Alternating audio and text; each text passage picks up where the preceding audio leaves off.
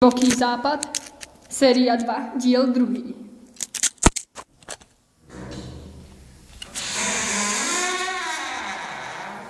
Vítajte v mojom diabolskom príbehu.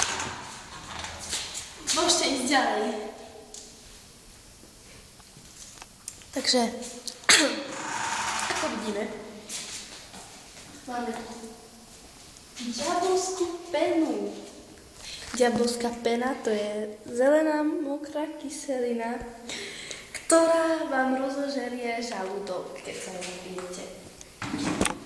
Ďalej tu máme takéto krásne gumené kondomy, vlastne rukavice.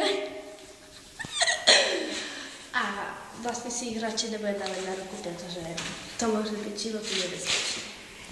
Ďalej možno nám tu tečie aj voda, ale nie som si istá, takže môžeme to aj skúsiť nejako. Skúsim čo? Tečie diabolská voda. Vidíte? Tak, tečie nám diabolská voda a to je dôkaz, že sa sprchujeme. Tečie raz do ruka a sprchujeme. Ďalej máme tu Nivea Polymer. A to je na dnes.